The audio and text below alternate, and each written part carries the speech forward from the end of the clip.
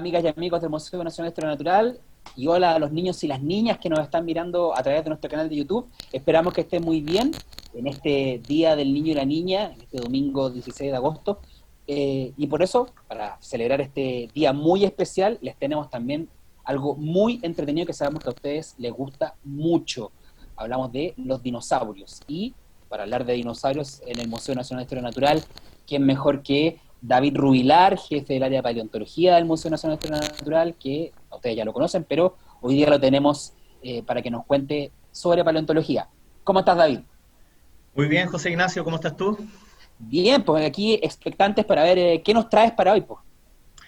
Bueno, ahora les traigo a todos nuestros amigos, ¿ah?, una charla llamada Una breve historia de los dinosaurios. Yo sé que hay muchos fanáticos de la paleontología y hicimos justamente en coordinación con nuestro museo, aquí está, Una breve historia de los dinosaurios.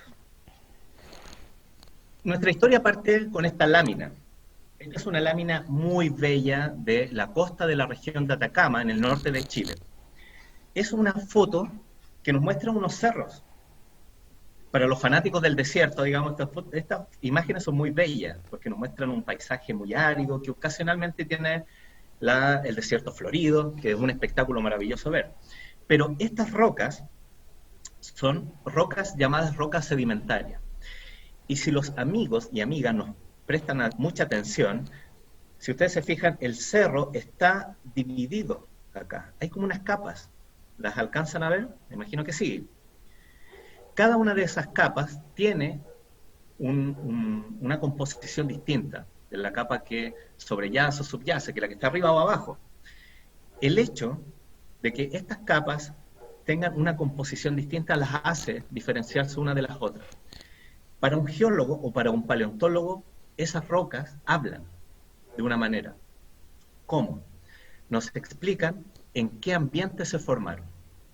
Y eso es interesante porque estas rocas, al ser sedimentarias, como su nombre lo indica, se forman por la acumulación de material llamado sedimento, que puede ser desde un sedimento muy fino, como el caso de la arcilla, o un sedimento un poco más grueso, como los granos de arena en una playa. La gracia que tienen los sedimentos es que cuando se acumulan, atrapan todos los restos de animales o plantas que viven en ese sector. Así, por ejemplo, históricamente, como ha sucedido esto, a través del tiempo, ya tenemos la imagen de un pingüino malogrado en la playa, que como podemos ver, una vez que muere, o queda a la intemperie, a merced de los depredadores que se puedan llevar su cuerpo, ¿cierto?, y triturar sus huesitos, o bien el sedimento, como vemos acá, empieza a enterrarlo. Esto es la base para la formación de los fósiles. Si tenemos suerte, este pingüino va a ser un fósil del futuro. ¿Por qué? Porque al quedar cubierto por el sedimento, es muy probable que sus restos queden preservados. De la misma manera que ocurrió con este pingüino hace más de 7 millones de años. Esta información es súper importante porque gracias a esto, a estos materiales, a los fósiles, es que los paleontólogos hemos reconstruido la historia de la vida en el planeta. Esta cosa que parece como un evento sumamente fortuito, se está generando a cada momento, de hecho en este preciso momento, se están acumulando grandes cantidades de sedimentos y se están enterrando restos de animales y plantas ahí que van a constituir materiales de estudio en el futuro. Algunos de ellos, algunos materiales, al estar enterrados bajo muchas toneladas de otras capas sedimentarias y de capas de otro origen también, compactan de manera tal el sedimento, ¿ya?, que este se transforma por presión en roca. Es muy probable que con el pasar del tiempo, este material que acá lo vemos como muy suave, porque este es un fósil relativamente reciente en términos de la historia del planeta.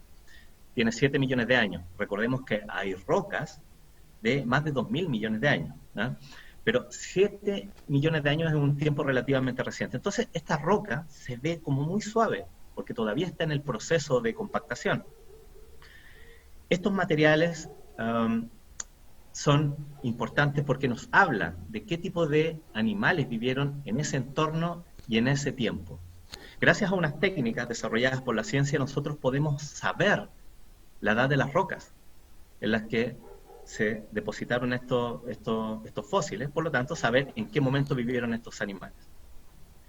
Gracias a eso, hemos podido detectar, y esto lo digo en un sentido histórico, los paleontólogos y los geólogos han podido detectar que los animales han ido cambiando a través del tiempo. En un momento predomina una fauna y súbitamente, de repente, aparece otra. Cuando ocurren esos cambios tan abruptos de fauna como el que vemos acá, cuando tenemos un momento de la historia del planeta donde predominan los grandes dinosaurios y los reptiles marinos en los océanos, estos súbitamente desaparecen del registro fósil. Y la capa siguiente presenta una fauna totalmente distinta, compuesta principalmente por mamíferos de pequeño tamaño. Cuando ocurren estos eventos tan súbitos, se marcan estos como verdaderos hitos. Y acá tenemos el hito que ocurrió hace 66 millones de años, que yo estoy seguro que nuestros amigos en la casa lo conocen. Este es el gran momento de la extinción de la mayoría de los dinosaurios. Como este evento está tan marcado en las capas de las rocas en el planeta, acá se subdividió, se llamó a la capa que está inmediatamente por debajo como el periodo Cretácico, y la que está por encima al Paleógeno, para diferenciar una de la otra.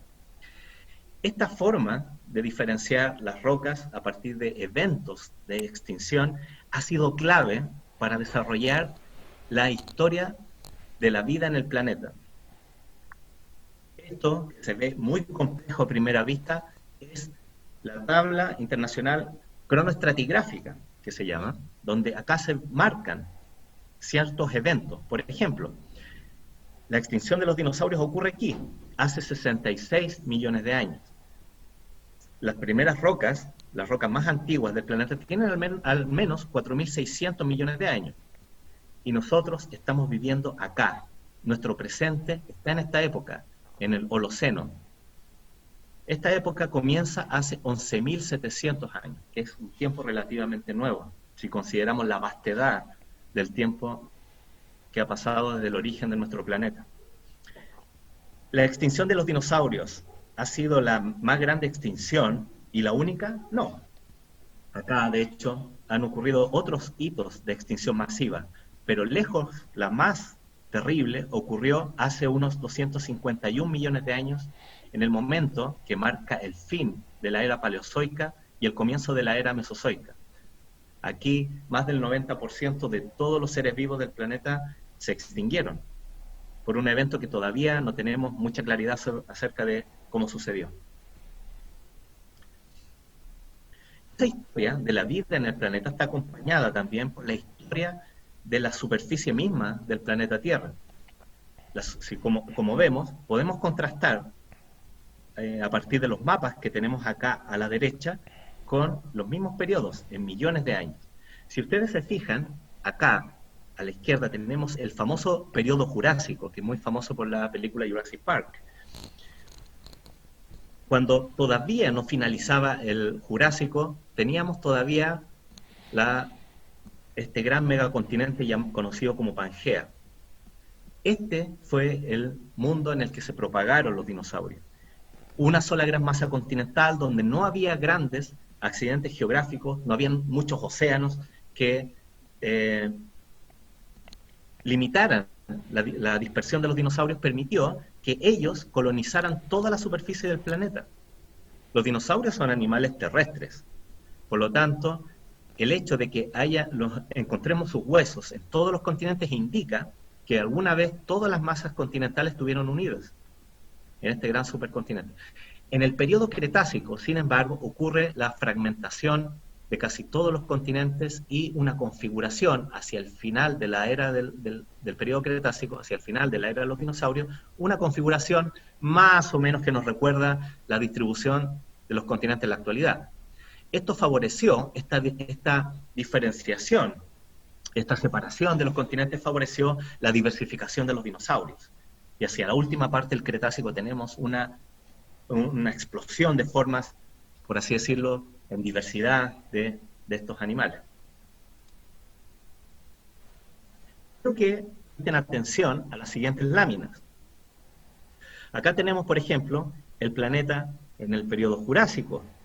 Si ustedes se fijan, acá Sudamérica, África, la Antártida, Madagascar, la India, que ahora está en el norte, en el hemisferio norte, antes estaba junto a la Antártica y Australia. Todo esto era a su vez una subdivisión conocida como Gondwana. Y acá por el norte, Norteamérica, Europa, que era en ese entonces principalmente un archipiélago, y Asia, ¿cierto?, formaban la Eurasia por el norte. Si ustedes ven en la progresión de imágenes, vamos a ver cómo los continentes fueron derivando. Las cuentas se separan. Y por esa razón, los fósiles que nosotros encontramos, la India, acá en este momento era una isla continente, en su momento, antiguamente estaba unida, acá con África. Los dinosaurios que encontramos en la India son muy parecidos a los que se encuentran en Sudamérica, a diferencia de los dinosaurios que se encuentran en el hemisferio norte. Si nosotros seguimos, por ejemplo, a la India, por favor, presten atención acá a la India, como migra. India termina impactando de lleno en el continente asiático y ese impacto generó el alzamiento de la cordillera del Himalaya. Por lo tanto, fue un evento, digamos, de corte reciente. Toda esta cosa que nosotros ahora damos por hecho de que ocurrió, de que así ocurrió la deriva de los continentes, durante mucho tiempo fue un enigma. Algunas personas decían, que ahora nosotros si vemos esto, vemos que el borde de América del Sur con el borde de África encajan como si fueran piezas de un puzzle. Pero esta cosa que ahora nos parece tan evidente no lo fue así. Y algunas personas decían que eso era básicamente una coincidencia, que tuvieran esa forma ambos continentes. No fue hasta que llegó esta mujer, esta maravillosa mujer, Mary Tharp, quien era geóloga y cartógrafa, que se le encargó una misión, que era mapear el fondo, el piso del océano Atlántico. Ella generó el primer mapa que conocemos del fondo marino en el Atlántico y se dio cuenta de que en la mitad, acá, miren, si ustedes se fijan, si secáramos el océano Atlántico, veríamos que hay como una suerte de cordillera submarina. Una cadena montañosa. Exacto, es una cadena montañosa. Ahí se está formando nuevo piso oceánico todo el tiempo. ¿Cómo? Si ustedes se fijan acá, en esta imagen tenemos un esquema donde el magma fluye, forma piso, y a la medida que forma este nuevo piso oceánico, una de las placas se empuja hacia la izquierda y la otra hacia la derecha, separando aún más África de América del Sur. Este fenómeno es algo que conocemos todos los chilenos porque cada cierto tiempo la fuerza con la que empuja esta dorsal, nuestra placa, que a su vez está montada encima de otra submarina acá, que es la placa de Nazca, hace, claro, ciertos esos terribles terremotos. Exacto. Esto ocurre todo el tiempo. La separación ocurre la separación entre ambos continentes se da al mismo crecimiento, a la misma velocidad del crecimiento de nuestras uñas, para que tengan una idea. No para, es un fenómeno que no está parando y esa presión, ¿cierto?, se libera como fuertes terremotos en esta parte del continente.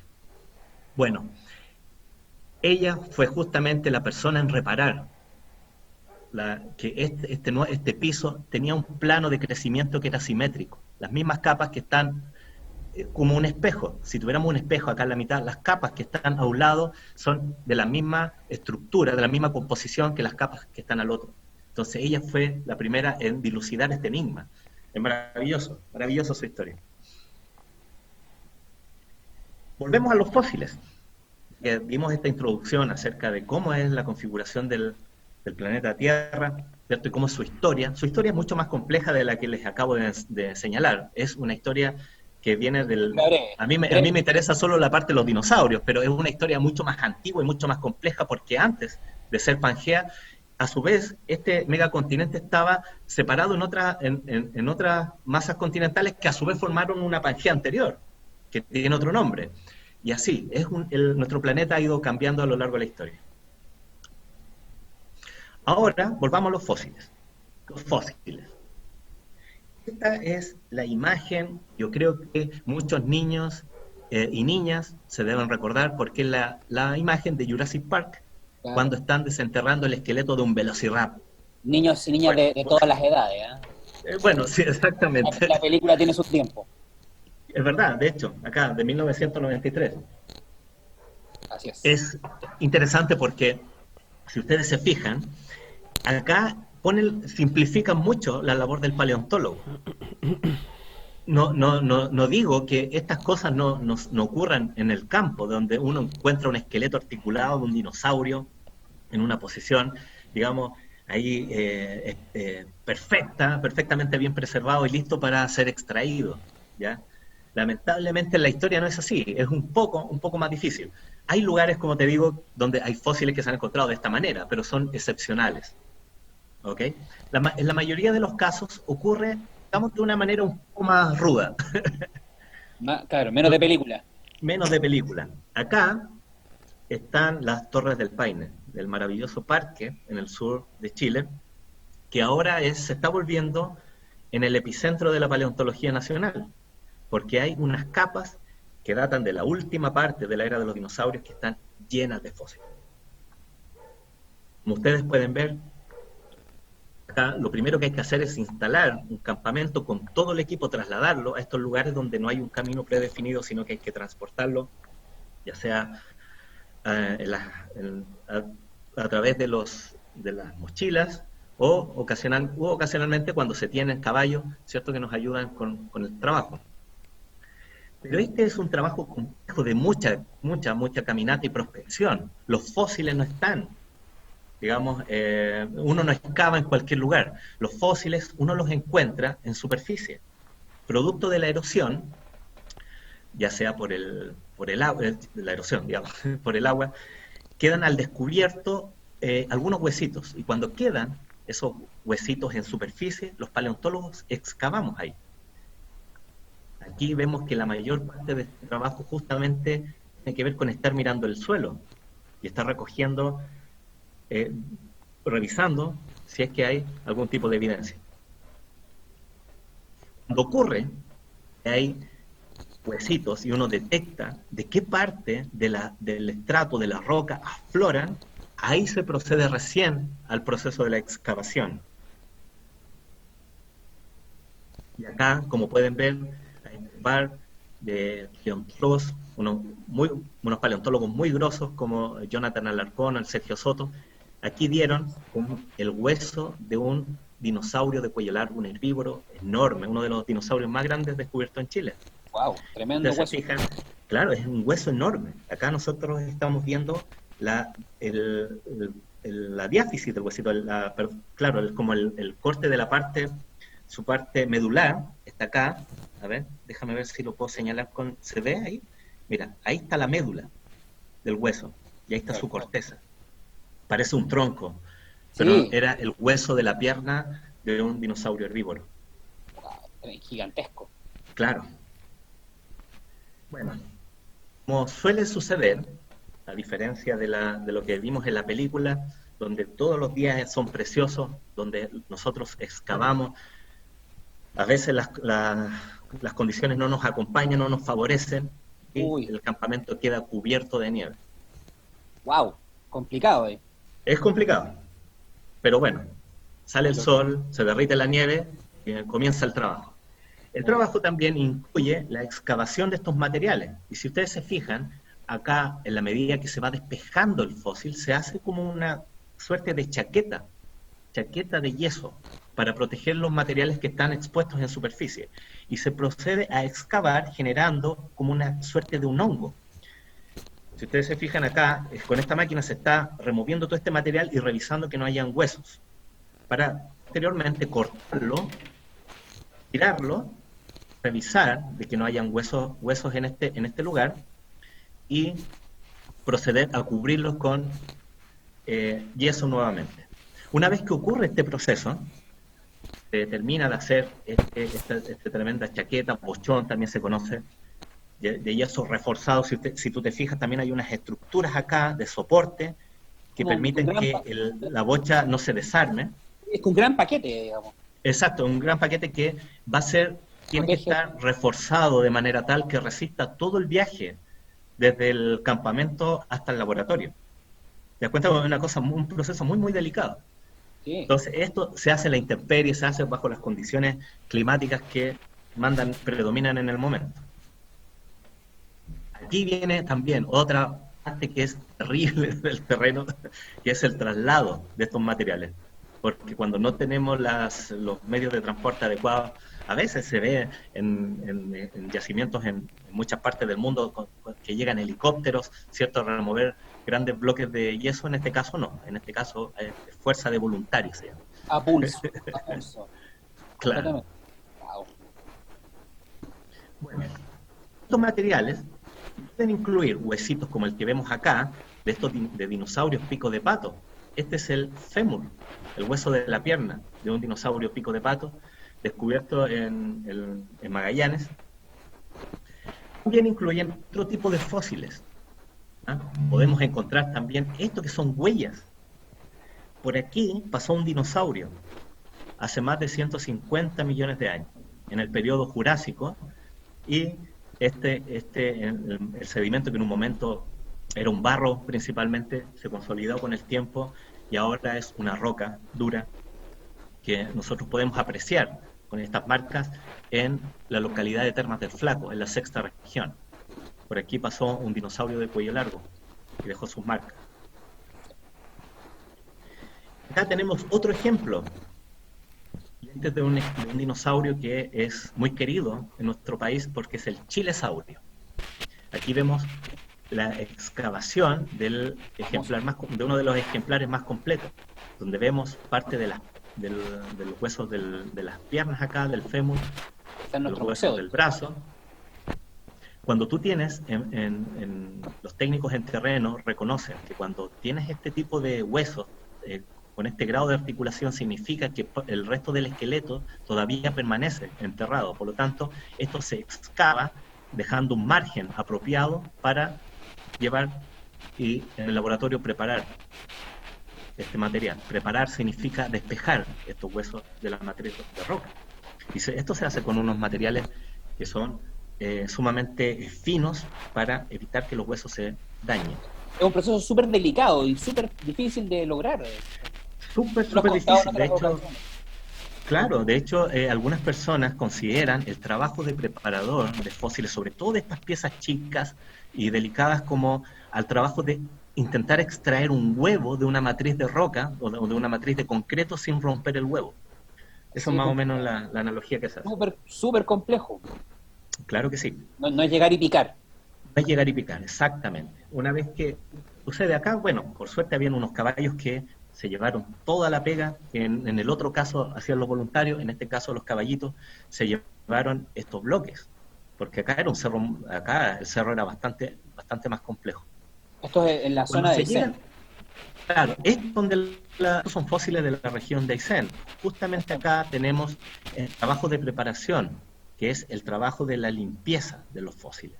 Y vemos acá que, tal cual les comentaba, cuando tienes la proximidad de huesos de un mismo individuo, se asume que está el esqueleto completo, por lo tanto se excava pensando en sus proporciones, y acá vemos cómo la lógica, digamos, se cumple, y el esqueleto del animal estaba, digamos, en una posición casi como de danzo. ¿Te das cuenta? Estos son los bracitos que están plegados del chilesaurio, cuando se prepararon los bloques.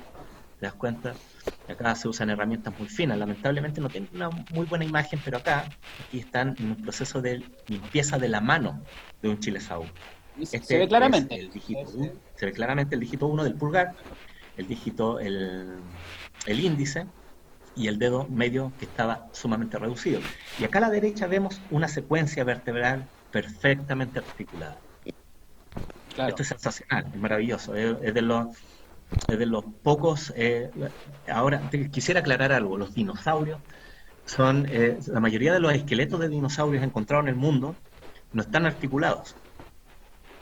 ¿Te das cuenta? No es como lo que decía de Jurassic Park, sino que lamentablemente son huesos aislados. Están sueltos, Ocurren, digamos, están dispersos. sueltos, están separados. Ocurre ocasionalmente de que aparecen articulados, como en este caso con el chilesaurio. Acá Perfecto. tenemos el fantástico bloque que permitió dilucidar por primera vez la extraña naturaleza del chilesaurio, porque recordemos que el chilesaurio es un animal muy, muy extraño. Se le llamó el ornitorrinco de los dinosaurios, el Frankenstein de los dinosaurios, porque ahí tiene una combinación de caracteres que, a diferencia de cualquier otro dinosaurio donde tú, a partir de sus características anatómicas, puedes decir, reconocer, este dinosaurio pertenece a tal familia, con este no sucede lo mismo. De hecho, no tiene una familia todavía definida. Se está debatiendo si es un dinosaurio afín a los dinosaurios carnívoros, como los terópodos, que fue la propuesta inicial, o bien es el ancestro de un amplio grupo de dinosaurios conocidos como ornitisquios, de los cuales voy a hablar más adelante. Claro. Pero aquí lo pueden ver en su cola, por ejemplo, sus extremidades posteriores, el dorso, la columna vertebral. Acá tenemos los brazos, el hombro, los huesos del hombro, los brazos, el cuello y algunos elementos del cráneo. Lamentablemente el cráneo no estaba completo, habría sido una maravilla, pero bueno, Mira, bueno, esperemos que encontremos otro ejemplar. sí, mira, aprovechando que hablamos del chilesauro, vamos a incluir en la descripción de la charla y en nuestro YouTube link para que la gente pueda ver el chilesaurio que tenemos en Sketchfab. ¿Ah? Ahí lo Fantástico. pueden ver los huesos en detalle y ahí va a estar súper bueno, lo pueden de hecho bajar, lo pueden imprimir si tienen una impresora 3D, así que vamos a incluir el link para que lo revisen más en detalle. Perfecto, genial. Bueno, eso permitió, después de ese proceso viene el esquema, para saber cómo era la apariencia del dinosaurio.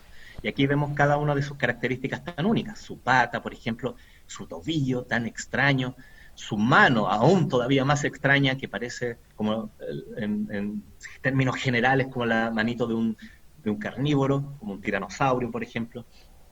La pelvis, con este pubis en posición proyectado hacia atrás, lo cual nos demuestra que es una característica muy, muy, muy extraña, porque la comparten, no es propia de los dinosaurios carnívoros, sino que aparece millones de años después en el linaje, con el grupo que da origen a las aves, pero en el periodo Jurásico es totalmente inusual.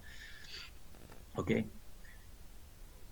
Acá, en esta parte de la presentación, les voy a hablar de tipos de dinosaurios.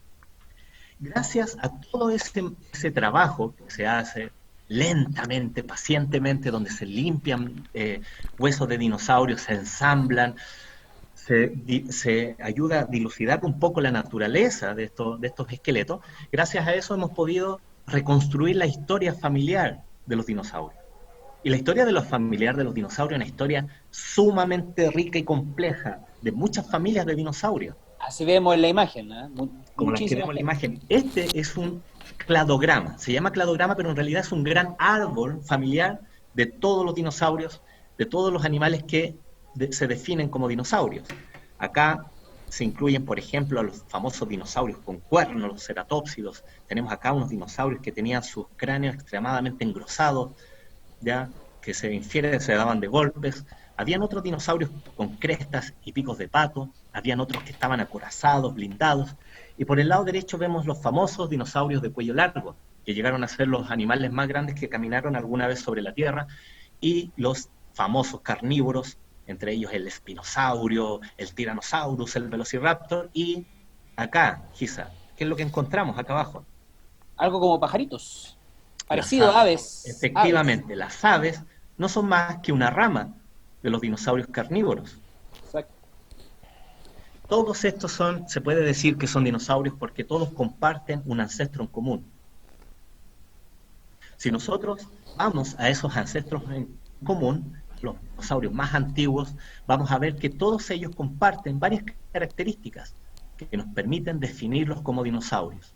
Aquí se listan algunas, por ejemplo, esto es la llamada cresta deltopectoral, que es un nombre científico que se le da, digamos, a esta proyección del hueso, que acá en el brazo, para que entiendan nuestros amigos, acá en el brazo se proyecta, abarca una gran parte del hueso del brazo, del húmero. Acá tenemos esa configuración de esta longitud, de esta cresta, es única de los dinosaurios, o se suma a unas características que son propias de los dinosaurios. Otras, por ejemplo, acá, en la pelvis. Esto es la pelvis, ¿ya? Acá está, este hueso se llama ilion. Acá tenemos el pubis y el isquion acá abajo. Y acá, donde se juntan, hay un espacio que si nosotros vemos los esqueletos de dinosaurios y solo vemos la pelvis, vamos a poder ver a través de ese hoyito. El hecho de que ese hoyito esté abierto es una característica también distintiva de los dinosaurios.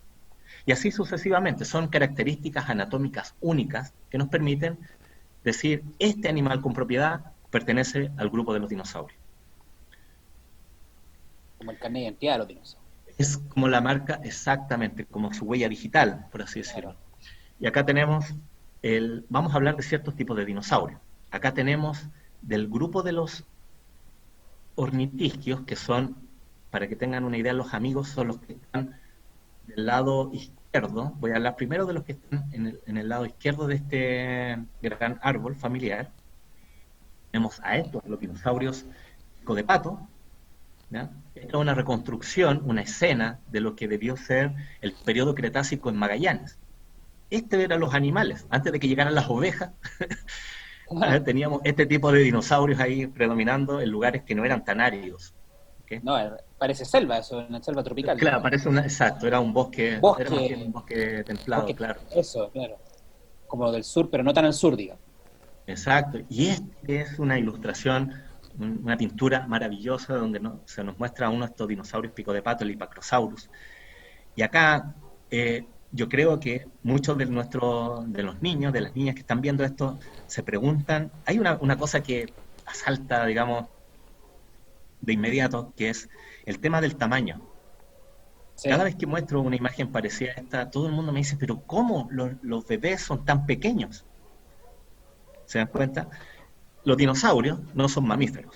Por lo tanto, estos bebés no se alimentan de leche. ¿De qué se estaban alimentando? Se estaban alimentando de frutos regurgitados por la mamá Hipacrosaurus. ¿Por qué esa diferencia de tamaño? Esa es una cuestión muy, muy interesante.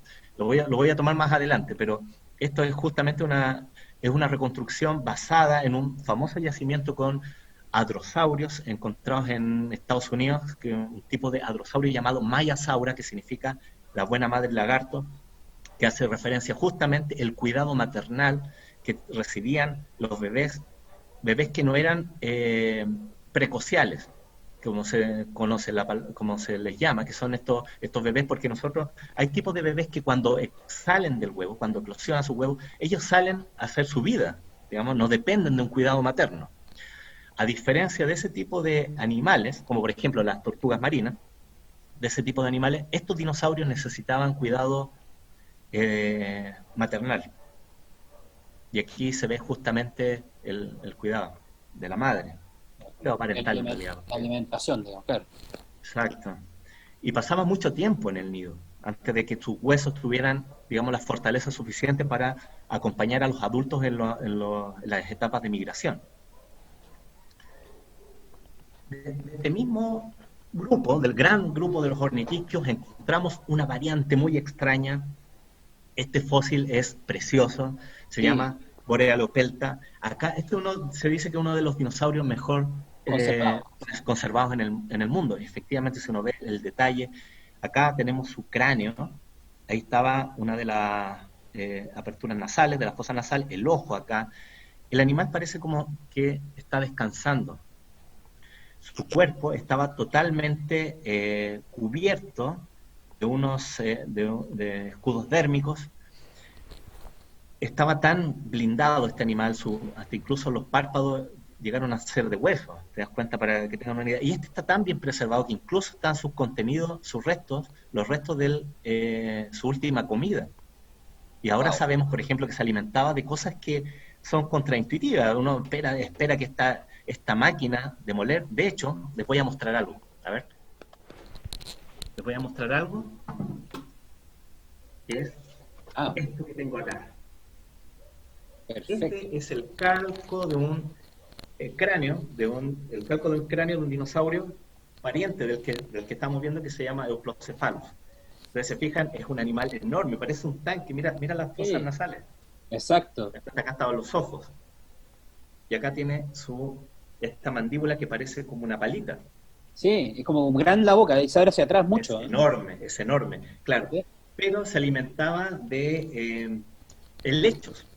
Se alimentaba de plantas. uno esperaría, digamos, que se alimentara de cosas como mucho más rudas, pero Claro, no, se alimentaba de como helechos. que fuese carnívoro, pero no, no es así. No, era un herbívoro, como un tanque. Es maravilloso para que los niños, digamos, en la casa vean la proporción del tamaño del cráneo de un euplocephalus respecto al cráneo de un humano. Yo debo Una, ser un humano promedio, pero ahí para que sí, tengan más o una menos. idea del tamaño. Un par de veces, o como 2 o 3 veces más grande. No, Sí, la mandíbula bastante exactamente. más chica, la tuya. Exactamente. Pero es que en realidad es tremenda mandíbula la del dinosaurio que nos están mostrando. Sí, sin duda. Otros parientes, mira, aprovecho la secuencia para mostrar a otros parientes ornitisquios. Este es el cráneo de un paquicefalosáurido, ya mucho más pequeño, pero que tenía acá esto que es como un domo. No es que Sí, tuviera, acá estaba su ojo, acá están sus aperturas nasales. Esto no es que tuviera un cerebro gigante. En realidad, esto es hueso, todo esto es hueso y es grueso. El hecho de que, por ejemplo, la articulación con la columna vertebral estuviera prácticamente generando un ángulo recto sí. entre la cabeza y la columna vertebral, sustenta la idea de que este animal se daba de golpe con otros dinosaurios de la Se misma especie, o bien cabeceaba. como un método de defensa. Claro, Ya, porque podía investir, digamos, con toda la fuerza del cuerpo y amortiguar el impacto, digamos, a lo largo de su columna. perfecto.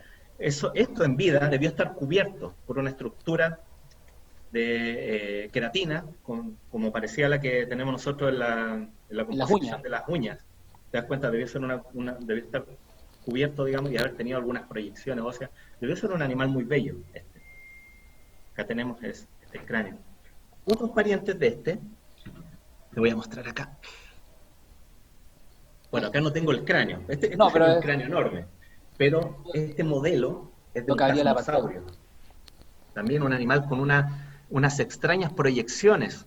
Esto que vemos acá como un abanico, ¿ya? Ujú. Era de hueso. Si nosotros lo comparamos con nuestro cráneo, el cráneo de los seres humanos es como una ampolleta, ¿ya? Es una cosa redonda, ¿te das cuenta? Claro, Pero claro. en la mayoría de muchos animales, la simpleza de nuestro cráneo contrasta con la de ellos, que son una verdadera maravilla. Acá vemos que los huesos que nosotros conforman los parietales, digamos, en estos se expanden y forman este abanico. Esos huesos. El hueso que tienen acá es el hueso que está por sobre la nariz, que nosotros es un rudimento, que lo tenemos acá arriba. Y sobre los ojos están estos, que acá también forman unos cuernos. Tenía además un pico córneo, como el de un loro gigante. Debió tener una mordida realmente fuerte. También Ya. tengo por acá otro ornitisquio. Estos Ese es más modelos son como, muy buenos. es como Este es más súper, típico ese, ¿eh? sí, Súper es muy conocido. común, es muy conocido por los niños, que es el Stegosaurus. Un Si te clásico. fijas, el Stegosaurus también tenía estas cosas que parecen hojas de alcachofa, Sí, ¿ya? Pero que en realidad son eh, láminas de hueso. De perfecto. la misma manera que en nuestro paquicefalosáurido tenemos el hueso en vida, debió estar cubierto por una estructura de proteína, lo mismo ocurría con el estegosaurio. Y estos paneles de hueso no estaban fusionados a la columna vertebral, sino que eran móviles. ¿Por qué? Porque eran sostenidos por musculatura que tenían en la base. Por lo tanto, de hecho, este arreglo de las placas en el estegosaurio es un arreglo hipotético. Te das cuenta, por mucho tiempo no se sabía muy bien dónde iban estas placas. En un momento se les pegó como por acá, digamos, en el borde, en el lado. Ahora, el arreglo más parsimonioso, en base también a uno de los esqueletos más completos, le da este tipo de disposición Es como a el más las hojas, aceptado. a estos paneles de hueso. En vida, de seguro, el animal podía tener cierta movilidad con las placas. Entonces, si esto lo sumamos, digamos, a estas púas enormes que tenía en la punta de la cola, que eran realmente, uno se puede imaginar cómo movía la cola en un gesto de defensa, es entendible, digamos, como para amenazar, amedrentar a algún depredador. Por mucho tiempo se especuló si estas placas le servían para calentar el cuerpo, cuando se pensaba que era como un reptil típico. Y no, ahora sabemos que no era la función principal, ya que de ser esa la función principal, calentar el cuerpo para los dinosaurios, todos debieron haber tenido un tipo de arreglo semejante, ¿cierto? Pero Claro. bueno, ahora su especulación tiene que ver más bien con un dimorfismo sexual, con un método de defensa.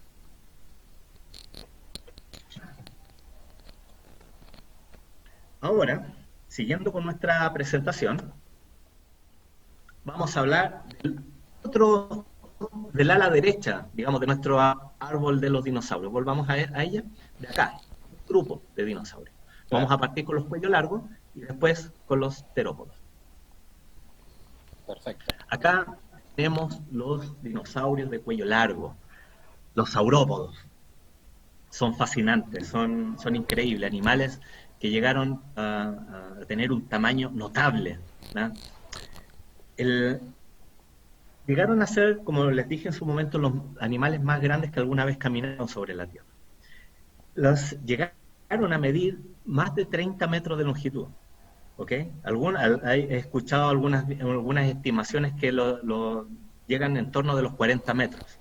40 metros, para que tengan una idea nuestros queridos amigos, es el equivalente a juntar en longitud, dos autobuses del Transantiago con la oruga, estacionados uno detrás del otro. Exacto. Eso llegaron a ser los animales que llegaron a ser los más grandes. ¿Cómo Así llegaron a ser los más grandes? Exacto, exactamente. ¿Cómo llegaron a ser tan grandes? Tenían una arquitectura ósea que les permitió ese crecimiento. No tenían huesos tan compactos como un mamífero de tamaño equivalente. Y además, si vemos sus articulaciones, por ejemplo, las articulaciones que podemos ver en sus piernas, en sus brazos, vamos a ver que esos lugares no tenían un encaje tan perfecto como el que nosotros vemos en un elefante, sino que más bien en ellos era como una estructura como altamente porosa, lo que te indica que en vida debió tener unos cartílagos como verdaderos colchones para amortiguar el peso del animal. Estos animales vienen, curiosamente, los gigantes vienen en envases pequeños. Aquí tenemos un maravilloso ejemplo de un bebé saurópodo, de un titanosaurio, de un exquisito yacimiento de huevos fósiles encontrados en la Patagonia Argentina, donde se encontraron los restos embrionarios de muchos de estos bebés titanosaurios, algunos de ellos con impresiones acá de piel. Esto que ves a la derecha es un parche de piel. ¿Cómo se forma esto? Se forma con un molde que dejaron los embriones antes de descomponerse justamente, y al dejar este molde, el vaciado que se genera con el mismo sedimento que ayudó a constituir el propio molde, se genera una suerte de vaciado de la textura en vida. Cuando tú estás tocando esta superficie, estás tocando la misma textura de la piel del embrión del dinosaurio. Es como hacerle cariño a un dinosaurio, básicamente. Es básicamente eso. Acariciar a un dinosaurio. Exactamente. Wow. Esos enormes dinosaurios, ¿ya? Mira, acá tengo un modelo de un brachiosaurio. Este es fantástico, este es increíble. Uno de los mayores dinosaurios montados en algún museo está en Berlín, y justamente uno de estos cuello largo, un brachiosaurio. A diferencia de otros dinosaurios, digamos que los brazos eran extremadamente largos, de ahí el nombre, y llegaron, no sé, a una altura de 12 metros. Su cabeza estaba a 12 metros del piso. Wow. ¿Cómo habrán sido los huevos de los dinosaurios? A ver. Uno se imagina que es muy grande, ¿no? Gigantesco. Mira, vamos a partir con esto. Lo que tengo acá, que parece como un remedio. Una pastilla, parece un omeprazol. Un tic-tac. Claro, es un huevo de colibrí. Ya, sí. Es chiquito, ¿cierto? Claro, calza. Claro. Si lo comparamos, de hecho, se ve chiquito si lo comparamos con el de un huevo de gallina. el huevo común, ¿cierto? El huevo Están todos común y corriente. familiarizados con este tamaño, exactamente. A su vez, este huevo es pequeño si lo comparamos con el de un avestruz. Este equivale a una docena de huevos de gallina. Sí, Este se huevo de escucha, sí, sí. ¿Ya Una está? paila importante puede hacer. Exactamente, sí. Una buena paila, familiar. Pero este palidece, digamos, al lado del huevo más grande documentado de alguna ave, que es el huevo del ave elefante, el Epiornis maximus, encontrado en Madagascar. Este es el equivalente a una docena de estos. O sea, son Y como aproximadamente a 1200 120 huevos de colibrí. o a 120 huevos de gallina. Exactamente. Ahí sí que ahí pueden Siguiendo tomar este desayuno patrón, mucha gente. ok, yo creo que aquí nuestros amigos están pensando, tenemos un colibrí, tenemos una gallina, tenemos un avestruz y el ave elefante, que es mucho más grande que un avestruz. La pregunta es, ¿de qué tamaño habrá sido, por ejemplo, el huevo de un dinosaurio que llegó a medir más de 30 metros de largo? Uy, debe ser mucho más grande. Una buena pregunta, ¿no? Una buena pregunta, pero yo creo que sí. Bueno, contraintuitivamente no lo es. Ah, y es redondo. Y es redondo. Es como un pomelo. Llegaron a ser no más grandes del tamaño de pelotas de fútbol. Mira, sí, pues con una pelota de fútbol ahí. Exactamente. La pregunta es ¿por qué? Es una pregunta muy interesante. Esta es una pregunta que siempre hago a los niños, digamos, en las clases. ¿Por qué esos huevos llegaron a esos tamaños y no más grandes? ¿Por qué un dinosaurio, en vez de poner tantos huevos chiquitos, ponía huevos pequeños del tamaño de pelotas de fútbol? ¿Por qué? Es una razón muy simple. Resulta de que cuando vemos el embrión, ¿ya? En el huevito, hay una vida dentro del huevo. Y esa vida también necesita respirar. ¿Y cómo hace la respiración? ¿Cómo ocurre el intercambio de gases? A través de la cáscara. Si tomas un pedazo de cáscara y lo ves a una lupa con buena capacidad o microscopio, vas a ver que está compuesta de muchos poros, por los cuales difunde pasivamente el oxígeno. Hay un intercambio gaseoso ahí. Casi como, a propósito de lo que está pasando, es como una mascarilla, digamos. Exactamente. A propósito de lo que el embrión respira a través de la cáscara. Una gran mascarilla. Si nuestro huevo de saurópodos fuese muy grande, va a haber un problema ahí. Porque para contener este volumen, recordemos una cosa, la cáscara, la superficie y los volúmenes crecen de manera distinta. Mientras la superficie crece al cuadrado, el volumen crece cúbicamente. Es decir, que mientras aumenta su volumen, la superficie no puede ir acompañando el ritmo de crecimiento de este volumen. Es como cuando uno compra la bebida, una Coca-Cola, digamos, en el supermercado, toma un envase de 1,5 litros y se confunde con la de 2 litros. Dice, por apariencia externa casi no hay mucha diferencia, pero en un envase hay medio litro más. ¿Te das cuenta? Entonces, este cambio es importante cuando hacemos crecer los huevos, porque va a llegar un momento en que la cáscara no va a poder contener ese volumen a menos que la cáscara sea gruesa. Y si la cáscara es gruesa, obviamente nuestro embrión le ocurrirían dos grandes problemas. Nuestro embrión no podría respirar y tampoco el bebé no podría salir de una cáscara tan dura, tan gruesa. ¿Te das cuenta? Entonces, hay un factor de crecimiento máximo. Hay un límite de crecimiento máximo para los huevos de cáscara dura. Yo no podría respirar. Claro que sí. Bueno, sigamos con nuestra presentación.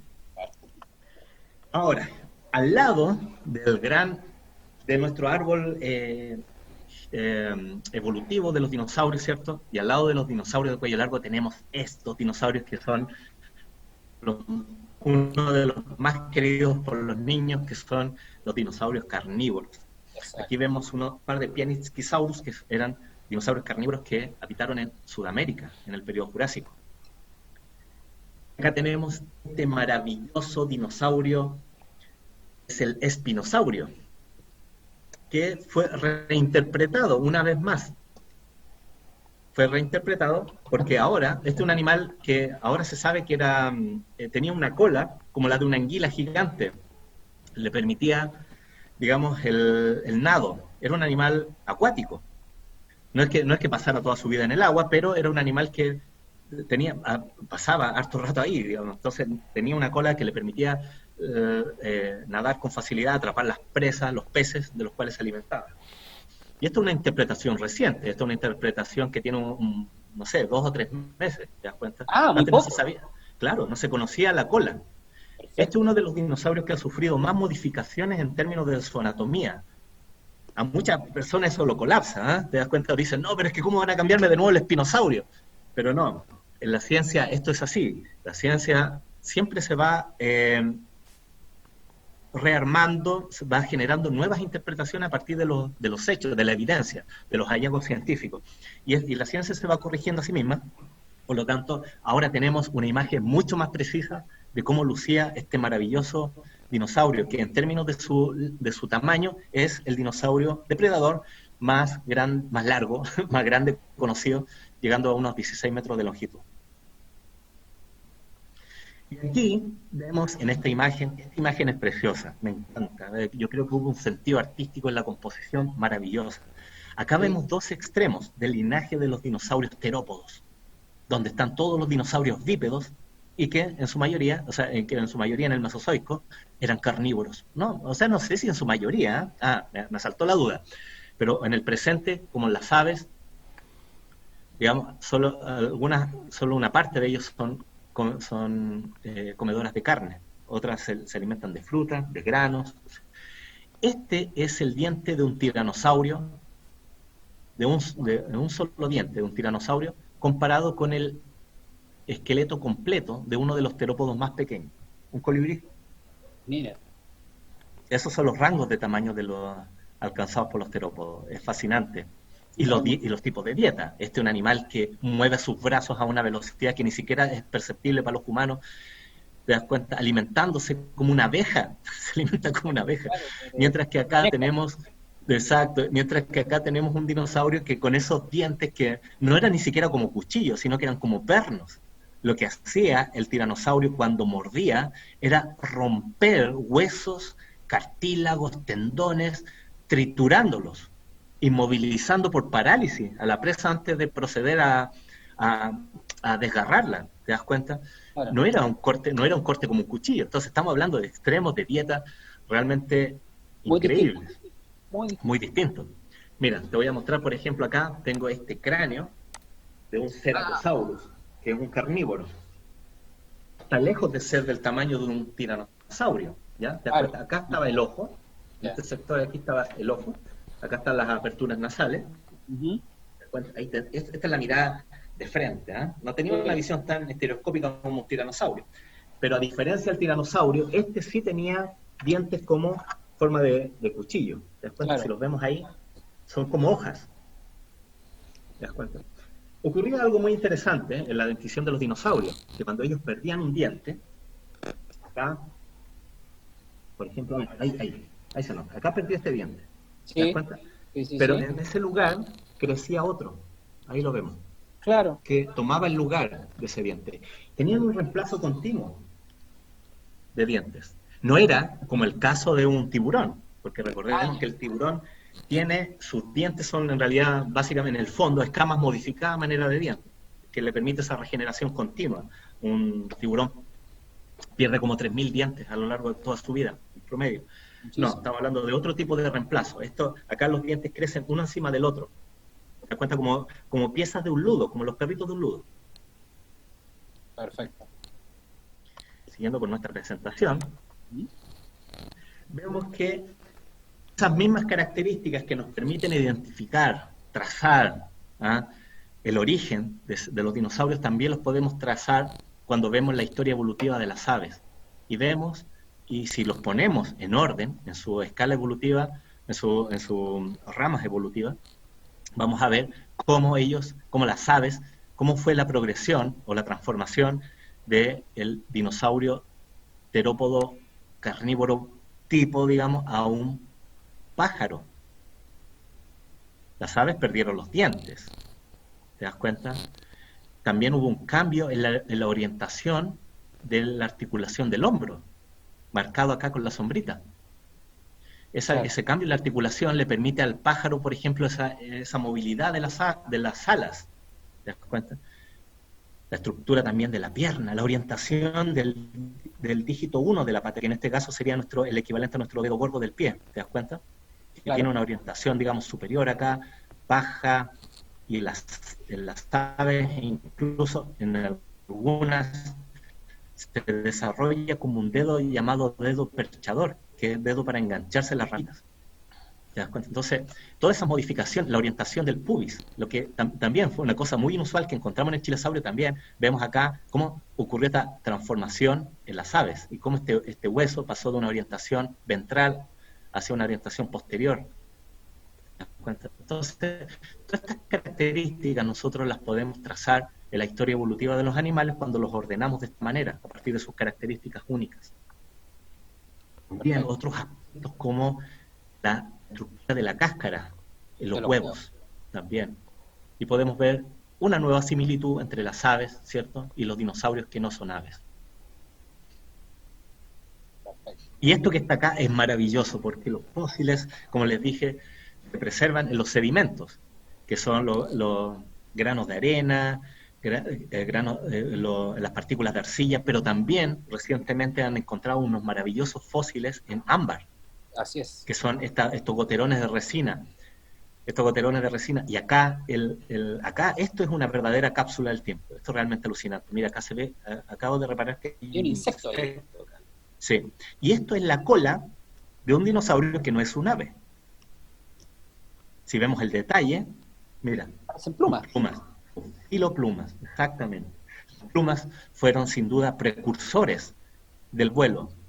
Entonces, obviamente las plumas tuvieron no sé si llamarlo propósito, pero se evolucionaron en torno a conservar o preservar el calor de animales en animales de sangre caliente. Sí. Otra pregunta, otra cosa que me llama la atención a los niños es justamente el tamaño. ¿Los dinosaurios eran los más grandes animales que alguna vez existieron? En tierra sí, pero hoy en día vive el más grande de todos los animales que alguna vez existió, que es la ballena azul. La tenemos acá en comparación escalada con los más grandes dinosaurios terrestres de cuello largo, pero la ballena sigue siendo por volumen, por tamaño el más grande. Para que tengan una idea, su lengua pesa tanto como un elefante. Uy. Claro, este animal cuando abre el hocico se traga bancos completos de kriles. ¿Te das cuenta? Es un animal enorme, es realmente grande. Y solo su peso se sustenta en el agua. De otra manera, cuando el animal llega a varar por algún accidente, llega a la playa, se empieza a ahogar con su propio peso. ¿Te das cuenta? Sí. Así de masivo es. Pero los dinosaurios en tierra dominaron. Acá lo vemos, por ejemplo, con el elefante africano del presente. Una forma extinta de elefante también que fue muy grande, y esto, el Indricotherium, que fue una suerte como de rinoceronte gigante que habitó en Asia Central. Son nada si los comparamos con los grandes dinosaurios de cuello largo. ¿Fueron todos los dinosaurios grandes? Como ya vimos, no. Algunos muy chiquitos. Acá tenemos justamente uno de los más tempranos de los dinosaurios, el Eoraptor, aunque un juvenil, sin duda era de una forma mucho más pequeña de dinosaurio. Así es. ¿Es el registro en Chile? ¿Tenemos fósiles de dinosaurios en Chile? Claro. Lo que les hablaba era del chilesaurio, del extraño chilesaurio. Tiene una característica muy distintiva. La pata parece como de estos dinosaurios sauropodomorfos. La articulación del tobillo y pata parece como la de estos dinosauromorfos basales. Esa mano es como no vista en otro animal que no sea un terópodo. La parte de arriba de la pelvis es como la de un terópodo, mientras que su pubis es como la de un ornitisquio. Y ni hablar de que más encima era un dinosaurio herbívoro. Todas esas características lo hacen tan único. Y esta es una reconstrucción de cómo habrían lucido los chilesaurios con un impedimento con filoplumas. Un animal muy, muy extraño. Sí. Esto es la región de Aysén hace 148 millones de años. Nuevamente un bosque como bien templado, con un poquito más del norte. No hay Patagonia. Algunos autores dicen de que, nosotros, en el estudio original, liderado por el fantástico paleontólogo Fernando Novas, posicionamos a este chilesaurio como un pariente, a ver, en esta ramita de los dinosaurios de cuello largo, en esta posición acá, como los tetanuros más basales, en este sector. Sin embargo, hay autores que dicen que este chilesaurio debiese estar acá, aquí, donde está el uno, al otro lado, siendo el ancestro de todo este linaje, todo este gran linaje de dinosaurios de los que hablamos por harto rato. Y algunos autores están incluso diciendo de que todo este gran grupo de dinosaurios debiese estar anidado acá, con los terópodos, cambiando de paradigma completamente. Eso es lo bonito del chilesaurio, ha sido un animal que ha alimentado un debate realmente interesante en el ordenamiento de los dinosaurios, un debate que no se tenía de hace más de un siglo y medio. Claro, que destapó la olla el dinosaurio. Exactamente. Agitó el ambiente. Agitó las aguas, exactamente. Y acá tenemos otro dinosaurio que es menos llamativo en el sentido de que hay muchos dinosaurios como él que se conocen sobre todo en Argentina y Brasil, son los titanosaurios, que llegaron a ser considerados las vacas del periodo Cretácico, y entre ellas aquí se encuentran los dinosaurios los dinosaurios más grandes, como el Argentinosaurus, por ejemplo, el Patagotitán, Futaloncosaurus, pero este era mucho menor en tamaño. Este fue descubierto al norte de Calama y se llama Atacama Titán, el titán de Atacama. Acá tenemos una construcción de la apariencia en vida del Atacama Titán. Con araucaria más, muy bien. Con una araucaria. Y acá un poco de autopropaganda. Seleccioné otro animal prehistórico que es un dinosaurio, pero mucho más reciente. No es de la época, no es de la era mesozoica, es mucho más reciente, vivió hace solo 7 millones de años. Es el Pelagornis chilensis. Sí. Un ave gigante, una de las más grandes y el más completo documentado hasta ahora. Tiene más del 70% del esqueleto, lo que lo convierte en uno de los más completos del mundo. La envergadura estimada es de 4 metros 60 como mínimo, ¿ya? De 5 metros 10 como mínimo y 6 metros como máximo. Si tú te fijas, por ejemplo, este animal, entre otras características, aparte de ese tamaño enorme, tenía proyecciones de las ramas mandibulares y del dentario y del maxilar a manera de dientes. No eran dientes propiamente tal, esto es el hueso que protubera a manera de diente. El propio hueso. Son conocidos como, claro, el propio hueso. En vida, obviamente, esto estaba cubierto por un estuche córneo, el pico, la ranfoteca, que se le llama de las aves. Y acá, para que tengan una idea del tamaño, nuestros amigos que nos están mirando en este momento, acá tenemos el brazo, el hueso del brazo, del húmero, el antebrazo, el radioulna y la mano del Pelagornis comparada con una de las aves más grandes del presente, que es el albatros errante. Mira, que acá parece como un pollito al lado de nuestro gran Pelagornis. Este es el hueso del brazo y este es el hueso de la pierna. A diferencia de lo que podemos ver en un tiranosaurio, donde su brazo es extremadamente pequeño en comparación a su pierna, acá ocurre exactamente lo opuesto. Y bueno, creo que con esta bella imagen del Pelagornis llegamos al fin de la presentación, creo, ¿o no? Sí, a ver, ¿o me ¿es el fin de equivoco? tu presentación? No, es el fin de tu presentación. Ahí, sí. Con un dinosaurio moderno. Ah, claro. Exactamente, y justamente con un pariente del Pelagornis. Si tú te fijas acá también hay una suerte de estructuras, pero en este caso no son de hueso, son estructuras córneas, de proteína, digamos, de proyecciones como dentículos que tienen los gansos, por ejemplo, recordándonos un poco, ¿cierto?, de cómo, de su pasado prehistórico.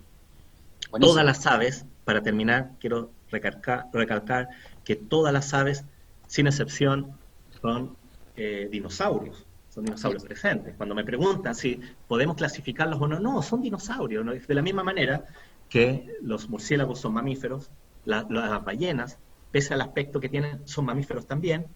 Las aves son un tipo de dinosaurio, sobrevivientes a la gran extinción de hace 66 millones de años. Perfecto. Oye, David, termina tu presentación, pero otra parte importante que tenemos para hoy son preguntas. que nos Claro. llegaron. Nos enviaron preguntas niños y niñas de San Pedro y también de Cerro Navia. Fantástico. Un saludo ahí a todos los niños y niñas de San Pedro y Cerro Navia. Sí, pues, que nos hicieron llegar, nos hicieron preguntas y nosotros Ok. las vamos a leer acá.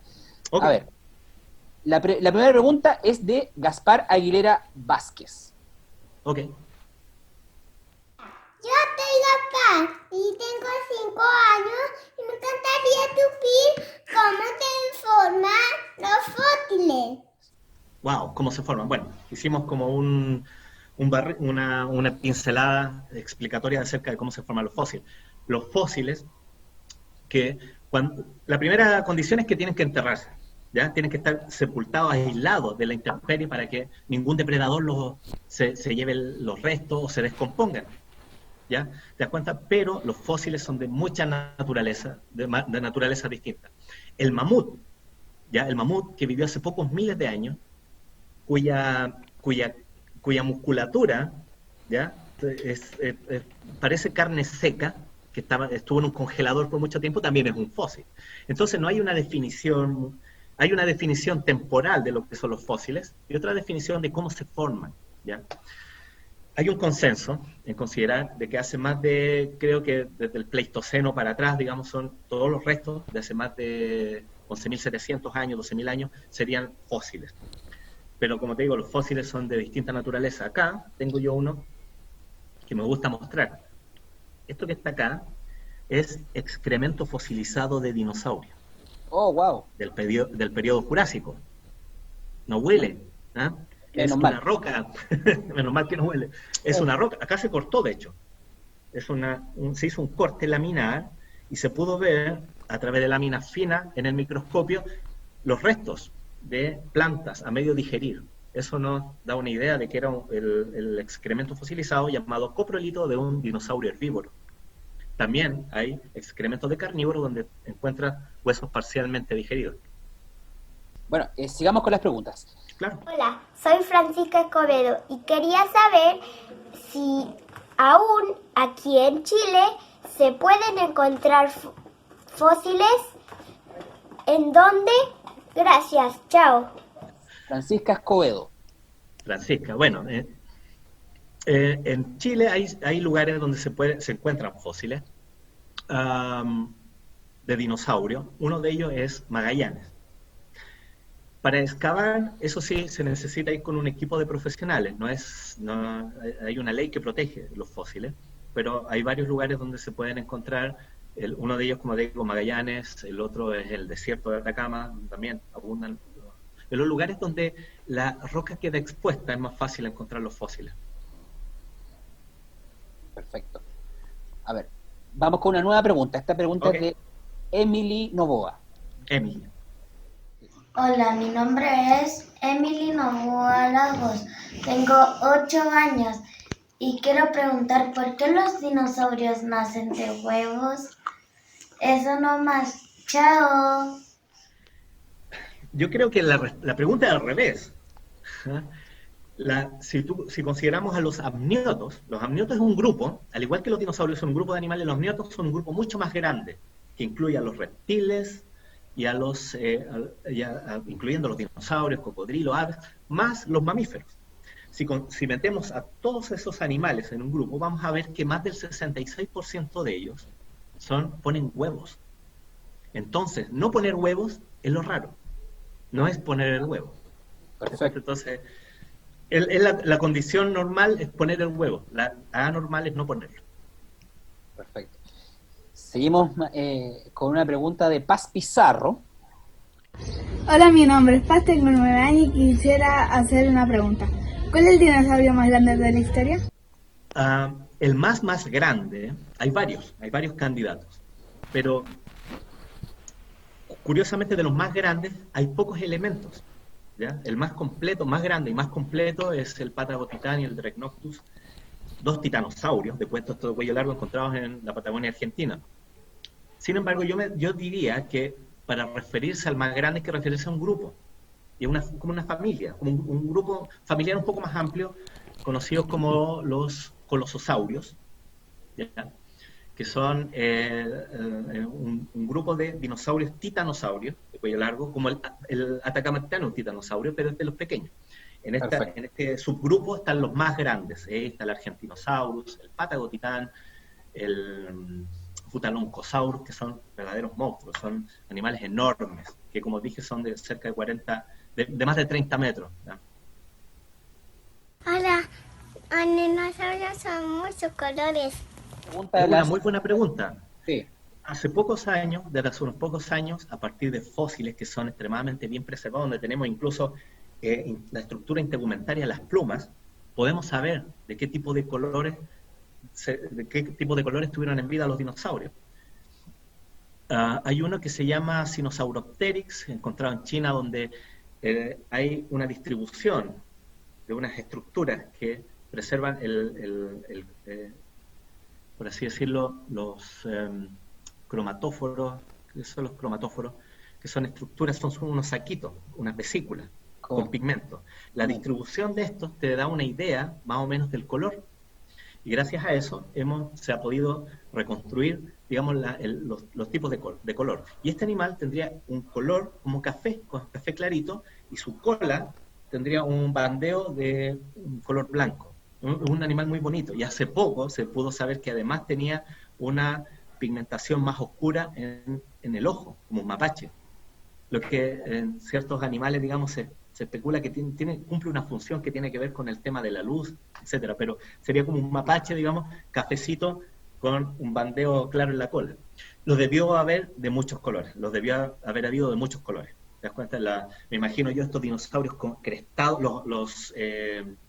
los ceratópsidos, por ejemplo, que les mostré que tenía, que tengo acá.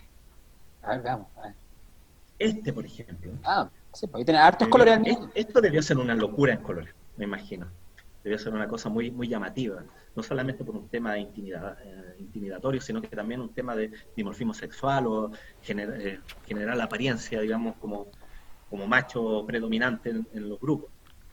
Son animales, los dinosaurios son animales que son tuvieron un desarrollo, digamos, de la visión notable. Las aves son dinosaurios y ellos distinguen mucho más patrones de coloración que nosotros. Okay. Entonces los debió haber de muchos colores. A ver, seguimos con las preguntas. Claro. Ahora con una de Cristóbal Carvajal. Ya, Cristóbal. Hola, soy Cristóbal, tengo 9 años y quería hacer la siguiente pregunta. ¿Cuántos años viven los dinosaurios? ¿Cuántos años viven? Es una muy buena pregunta. Normalmente los animales de gran tamaño viven más que los animales más pequeños. Viven más en el sentido humano. ¿A qué me refiero con esto? Que una ballena, por ejemplo, vive mucho más que un ratón, ¿cierto? Claro. Sin embargo, si tú ves la frecuencia cardíaca, la ballena, por ejemplo, tiene un latido que es mucho más pausado, ¿te das cuenta? Mientras que el corazón de un ratoncito es como un motorcito, que no para, ¿te das cuenta? Y el humano tiene como un ritmo intermedio. Eso no es casualidad. Los animales viven lo que tienen que vivir, digamos. Desde la perspectiva humana, uno vive más que el otro. Eso es como una respuesta general al tamaño de los animales. Los más grandes debieron vivir mucho más desde la perspectiva humana. ¿Qué nos dicen los fósiles? Hay ejemplos en los que tienes muchos individuos de un tipo de una especie de dinosaurio, por ejemplo, el Tyrannosaurus Rex. Tyrannosaurus Rex, sabemos ahora que los adultos ya vivían como en torno de los 30 años. Y gracias a que hay tantos especímenes, se han hecho cortes en sus huesos y se ha podido ver, a partir de la estructura, un patrón de anillamiento, de anillos, donde tú puedes deducir la edad que tenía ese animal cuando murió. Y hay, por ejemplo, hay un espécimen en Estados Unidos, en el Museo de Los Ángeles, creo, que tiene 2 años de edad y pesa 30 kilos. Y uno de los más grandes tiranosaurios, ¿ya?, tendría 28 años y pesaría 5 toneladas 400 gramos, o de 5.400 kilos. Wow. Más de 5 toneladas. ¿Te das cuenta? Entonces, entre los 2 años y 26 años más tarde, digamos, tienes todo ese crecimiento. Cuando tú graficas todos los tiranosaurios, te das cuenta de que ellos tienen un pico de crecimiento que se da desde los 14 a los 18 años. donde por año debía estar creciendo, debía estar aumentando en peso unos 600 kilos más o menos. Entonces están creciendo rápido, digamos, eran animales que claramente por ese patrón de crecimiento, esa velocidad, ese patrón de crecimiento, se corresponden más a animales de sangre caliente. Y ya sabemos, vivía en torno de los 30 años. Perfecto. A ver, vamos ahora con una pregunta de Joaquín Herrada. Ok. Hola, soy Joaquín Herrada. Me gustaría saber por qué ya no existen los dinosaurios. Mira, si tú vas al parque y te pones a alimentar palomas, vas a estar alimentando los dinosaurios, por lo tanto todavía existen los dinosaurios. Lamentablemente se murieron los que no son aves. ¿Ah? Claro, habría sido espectacular que hubiesen sobrevivido los paquicefalosaurios, por ejemplo, algún tipo de dinosaurio pico de pato. Habría sido genial, ¿te das cuenta? Pero es un llamado de atención también, o sea, a no ver en menos a las aves, porque las aves más que duplican el número de especies de mamíferos, ¿te das cuenta? Entonces, en términos de especies, sigue siendo todavía el planeta de los dinosaurios, ¿ok? Eso es una cosa, no se extinguieron todos los dinosaurios, sigue todavía siendo un número importante de vertebrados los dinosaurios, y lo otro es cuidar nuestra diversidad presente de los animales, porque eso es muy importante. Cuando se extingue un animal, es para siempre. Exacto. Ahora nos volvemos locos con la posibilidad de que resucite el mamut lanudo. Claro, que espectacular, porque lo perdimos. Pero no hay que esperar a que se pierdan los elefantes africanos, por ejemplo, o la sobrematanza, y otras tantas especies fabulosas que una vez que las perdamos vamos a estar en la misma desesperación por querer recrearlos, volverlos a la vida. ¿Te das cuenta? Exacto. Bueno, vamos con otra pregunta. Esta es de Vicente Tomás Escobedo. Hola, soy Vicente Tomás y quería preguntar qué cambio sufrió en su cuerpo el chilesaurio porque era carnívoro y pasó a ser herbívoro. Chao, gracias. Es una buena pregunta. Son varias. Por la dentición sabemos que era un herbívoro, pero también qué otros cambios acompañaron al chilesaurio. Por ejemplo, acá tengo un modelo del chilesaurio. Ah, mira, excelente. Sí, está bonito este modelo. Sí, está bueno. Sí, acá, miren, la cara de herbívoro. Pero bueno, debió tener, acá no tenía dientes en el premaxilar, y tenía en la articulación acá, en la perita, por ejemplo, tenía un hueso sumamente rugoso. En vida esto debió contener como una suerte de pico córneo. ¿Te das cuenta? Sus dientes son dientes que tienen un corte como el de un herbívoro, son planos, son planitos. Por lo tanto, esa es la primera modificación que a nosotros nos dijo, claro, esto es un herbívoro, pese a que su cuerpo, digamos, nos hablaba más de un carnívoro. Sin embargo, hay otras características en el resto del cuerpo que nos hablan de esa herbivoría. Por ejemplo, el tener el pubis hacia atrás es un indicador también es un indicador para mí muy poderoso de la herbivoría en los dinosaurios. Para mí es la consecuencia, digamos, de ser un herbívoro, tener una barriga más grande, digamos, que el pubis se inclina hacia atrás. No es coincidencia que, por ejemplo, otro gran grupo de dinosaurios herbívoros que también se debatió si eran terópodos o no, se llaman tericinosaurios, los dinosaurios manos de tijera. Ellos también tienen el pubis en la misma orientación, pero estos eran mucho más barrigones, obviamente. Entonces esos son los cambios que sufrió. Aparte de la dentición, el pubis para mí es un indicativo de esa herbivoría. Y cerramos con la última pregunta que nos llegó. Hola, mi nombre es Sebastián Paiva. No tengo una pregunta, tengo tres. ¿Cuántos tipos de dinosaurios se encuentran en Chile? ¿Cuál fue el último? ¿Y qué tipo de huevo de dinosaurio se encontró en Antártica? ¡Wow! Son tres en una. Eso es fantástico. Aprovecharon.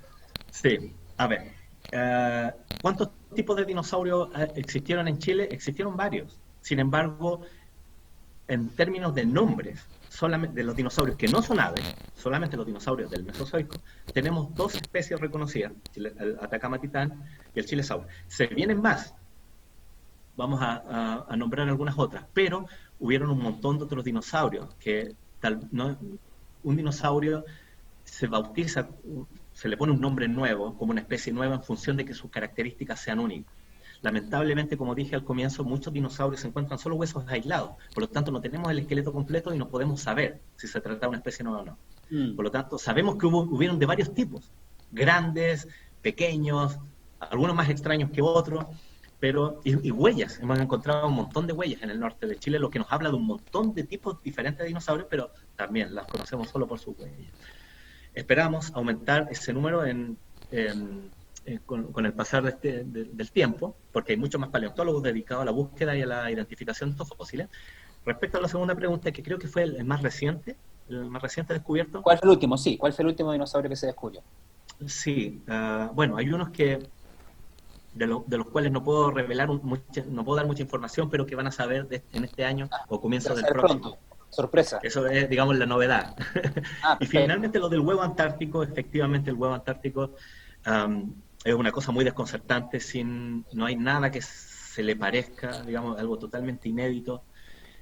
Es una estructura, su cáscara está compuesta principalmente de proteínas, ¿ya? Que es para ese volumen, coincide más con el modelo que fuese un lepidosaurio, y lepidosaurios de gran tamaño y de ambientes marinos donde se encontró ese huevo, están los mosasaurios. Nosotros sospechamos que puede ser de un mosasaurio, es una hipótesis, ¿ya? Porque no queremos obviar la evidencia que abunda en ese lugar, que son justamente estos animales, pero podría tratarse eventualmente de un astárquido o de otro animal. Cualquiera de las opciones es igualmente maravillosa. Yeah.